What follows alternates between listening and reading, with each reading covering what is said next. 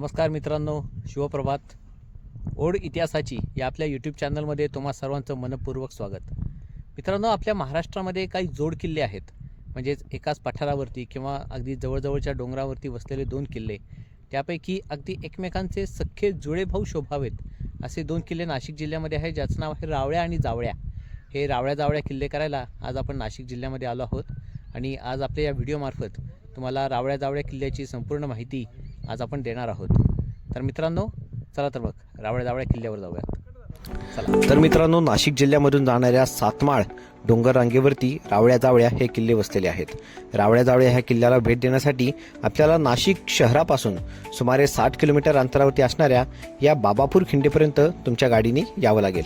तर मित्रांनो, ही खिंड लक्षात ठेवण्यासाठीची एक उत्तम खूण म्हणजे या खिंडीमध्ये हे तुम्हाला एक वाघाचं शिल्प बसवलेलं आपल्याला इथून दिसून येईल.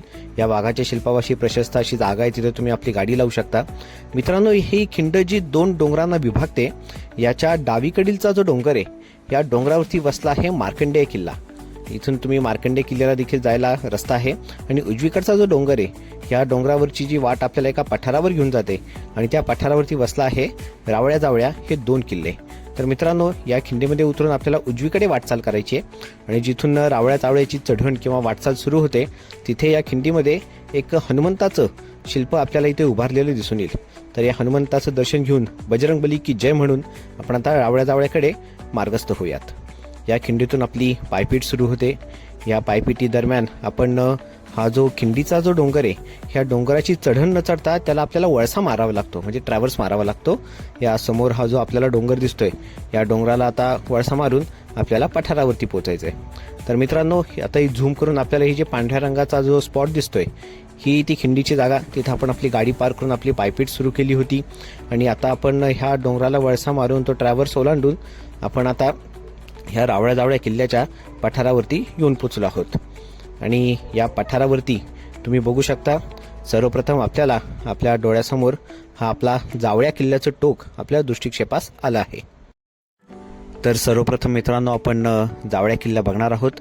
या जावळ्या किल्ल्याच्या मागे तुम्ही बघू शकता, इथे हा प्रसिद्ध असा धोडप किल्ला आपलं डोकं वर काढत आहे.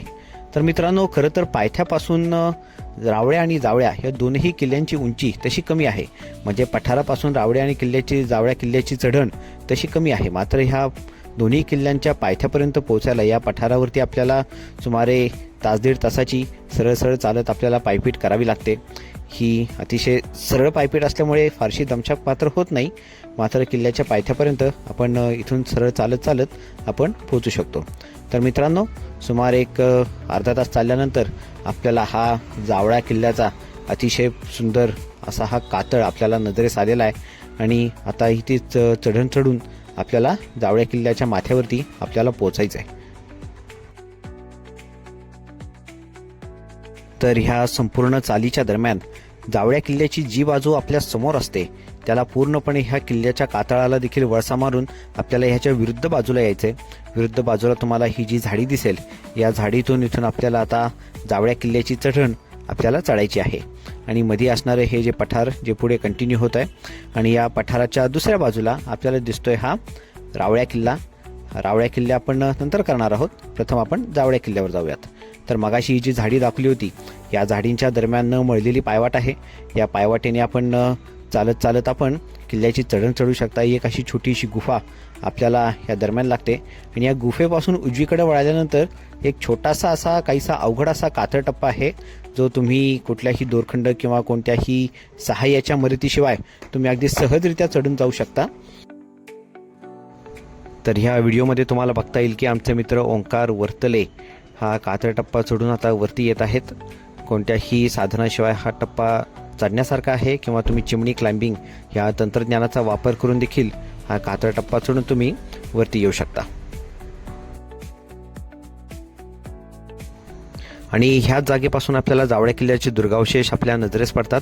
ह्या चिमणी क्लाइम्बिंगच्या टप्प्याच्या वरती आपण बघितलं तर रचीव तटबंदी आपल्याला दिसून येते. तटबंदीची बरीचशी पडझड झाली आहे, फक्त खालचा काहीसा भाग तेवढा शिल्लक आहे. आणि इथून पुढे जाण्यासाठी अति उभा सरळ सोट असा सुमारे 20-25 फुटाचा कडा आहे. इथे आपला सोबत आपण दोरखंड घेऊन जाणं कधीही चांगलं. इथे दोरखंड लावून हा कड्याचा हा जो कातळ कोरीव टप्पा आहे हा आपल्याला काहीसा काळजीपूर्वक योग्यरित्या पाय रोवत आणि दोरीचा आधार घेऊन हा एवढा टप्पा आपल्याला चढावा लागतो.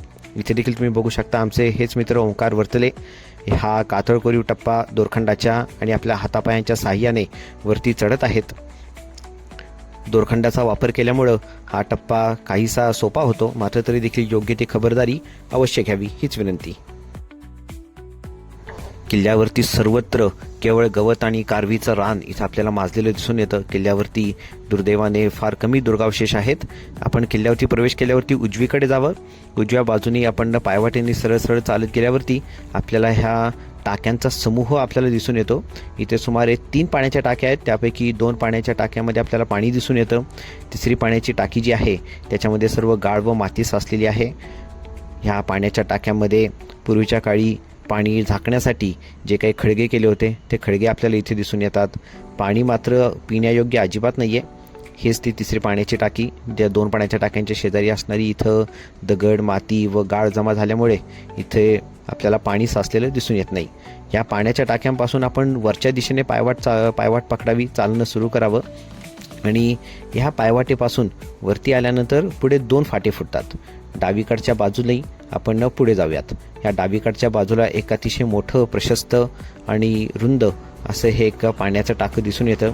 येथील पाणी देखील पिण्यायोग्य नाही आहे. इथे देखील आपल्याला आजूबाजूला खळगे वगैरे रोवलेले आपल्याला दिसून येतात. ही मगाशी आपण बघितले पाण्याच्या टाक्यांचा समूह, तिथून आपण वरती आलो आहोत. मगाशी आपण डावीकडे गेलो, आता आपण इथून उजवीकडच्या बाजूला जाऊयात आणि इथे देखील एक पाण्याचं टाकं अजून एक आपल्याला आढळून येतं. अशा प्रकारे किल्ल्यावरती आपल्याला एकूण 5-6 पाण्याचे टाकी दिसून येतात. मात्र ह्यापैकी कोणत्याही पाण्याचं टाक्यामध्ये असणारं पाणी हे पिण्यायोग्य नाही आहे. आणि वरती गेल्या मार्गाने आपण परत खाली उतरून रावळ्या जावळ्याच्या मध्ये असणाऱ्या या पठारावरती आपण आलो आहोत. पठाराच्या दुसऱ्या बाजूला आपल्याला रावळ्या किल्ला, मग दृष्टिक्षेपास येतो. पुढे आपल्याला रावळ्या किल्ल्यावर जायचंच आहे. मात्र या पठाराच्या मध्ये आपल्याला 3 घरं दिसतात. आणि मित्रांनो, ह्या घरामध्ये राहणारेच कमलाकर ठाकरे हे आमचे ह्या रावळ्या जावळ्या किल्ल्यावरती नेण्यासाठी आमचे वाटाड्या होते. त्यांच्याशी आम्ही थोडा वार्तालाप केला, तो बघूयात. मला सांग, हा जो किल्ला आहे हा चांदवड तालुक्यात येतो का? बरं, मग तुमची किती घरं आहेत इथं? 3 घरं. तुम्ही इथं 3 महिने राहता का? 5 महिने. इथं काय मग प्राण्यांचं वगैरे भय? कोणते बिबटे आहेत? अरे बापरे, काय आता एखादा अनुभव? काय धरली होती? अरे बापरे, मग कुत्री वेळ भुंकत नाही का? पण तू एक तर काय करणार. अरे बापरे, मग काय तुमचीच काय धरून नेली का?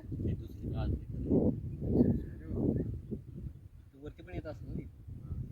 तुम्ही असं काय हे काय करता, खबरदारी काय घेता? तर मित्रांनो, ज्या पठारावरती कमलाकर ठाकरे दादांच्या कुटुंबियांची वस्ती आहे त्या पठारावरती आपल्याला 2 पाण्याचे टाके खोदलेले आपल्याला दिसून येतात. या टाक्यामधलं पाणी आजही ठाकरे कुटुंबीय पिण्यासाठी व इतर कामासाठी वापरतात. हे त्याच्यातील पहिलं टाकं आहे आणि त्याच्यासमोर आपल्याला रावळ्या किल्ला दिसतोय. आणि हे दुसरं टाकं, हे टाकं चांगलं खोदीव दिसतंय. आजूबाजूनी रेचीव अशी भिंत देखील बांधलेली दिसून येते. आणि ह्या टाक्याच्या शेजारीच एक छोटंसं रांजण देखील आपल्याला ठेवलेला दिसून येतो.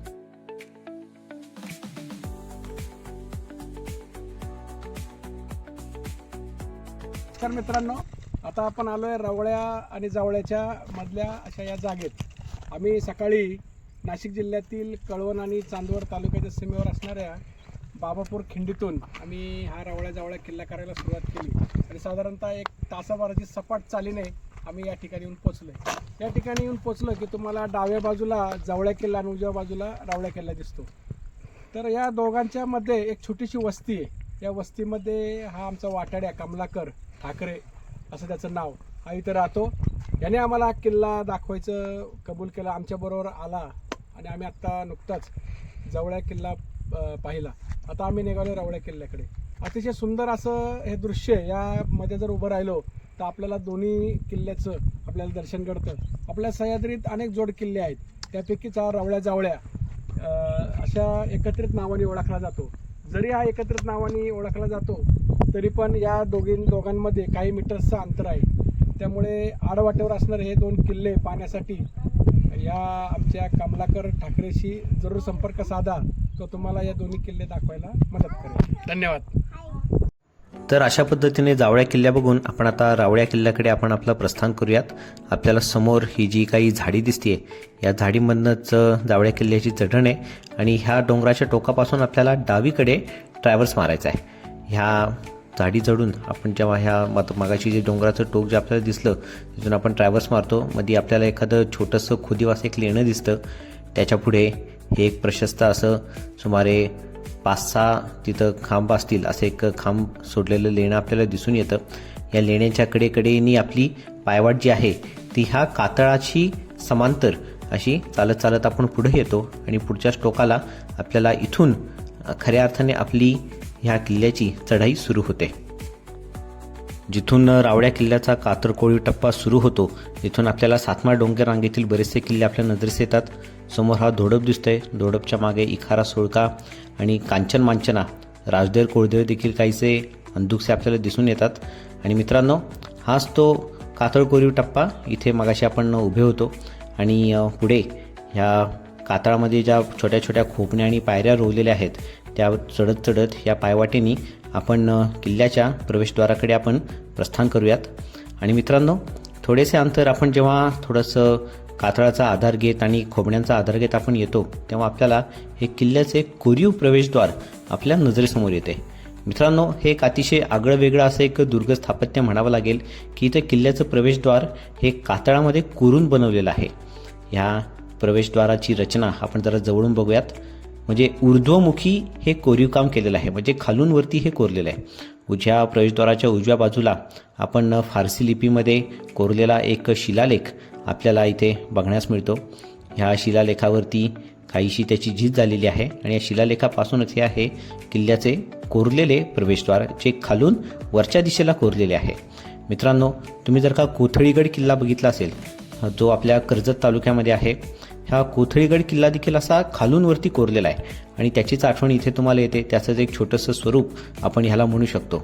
इथून तुम्ही आता वरच्या व्ह्यूनी बघू शकता की आपल्याला खालून वरती चढून यायचं आहे आणि हे सरळ कोरीव काम नसून हे खालून वरती केलेलं ऊर्ध्वमुखी केलेलं हे कोरीव काम आहे. आणि हा कातळ कोरीव टप्पा चढून जेव्हा आपण वरती येतो तेव्हा आपला गडमाथ्यावरती आपला प्रवेश होतो. समोरच आपल्याला किल्ल्यावरती असलेला एक असा बलदंड असा बुरुज आपल्या नजरेस येतो आणि या बुरुजाच्या उजवीकडून जी पायवाट जाते तिथून आपला गडप्रवेश होतो. मित्रांनो ह्या किल्ल्यावरती देखील बऱ्याच प्रमाणामध्ये गवत तसेच कारवीचं रान आपल्याला माजलेलं दिसून येतं. किल्ल्यावरती केवळ पाण्याचे टाके आहेत. हे एक पाण्याचं टाकं आपल्याला दिसून येतं. ह्या किल्ल्यावरती देखील असलेल्या पाण्याच्या टाक्यामधलं पाणी पिण्यायोग्य नाही आहे. त्यामुळे मित्रांनो दोन्हीही किल्ले करताना तुमच्यासमोर तुमचा स्वतःचा पाण्याचा साठा असणं गरजेचं आहे. थोडं पुढे गेलात की अजून एक पाण्याचं टाकं आहे जिथं गाळ माती भरलेली आहे, तसं एक खांब टाकं आहे आणि थोडं दूर अंतरावरती आपल्याला अजून एक असं एक पाण्याचं टाकं इथे बांधलेलं दिसून येते. तर जावळ्याप्रमाणे रावळ्या किल्ल्यावर देखील 5-6 अशी पाण्याची टाकी आहेत. थोडेसे बांधकामाचे अवशेष आपल्याला इथे दिसून येतात. तर मित्रांनो अशा पद्धतीने आपली रावळ्या जावळ्या ह्या किल्ल्यांची भटकंती इथे पूर्ण होते. पुन्हा एकदा दोन्ही किल्ल्यांच्या मध्ये असणाऱ्या पठारावरती येऊन सुमारे 1.5 तासाची पायपीट करत आपण बाबापूर खिंडीपर्यंत पोचावे. मित्रांनो नाशिक जिल्ह्यामध्ये बरेचसे प्रसिद्ध असे गडकिल्ले आहेत, मात्र काहीसे अविख्यात असणारे आणि चढणीसाठी देखील चांगले कसदार असणारे रावळ्या जावळ्या या किल्ल्यांना देखील आपण अवश्य भेट द्यावी हीच विनंती. धन्यवाद.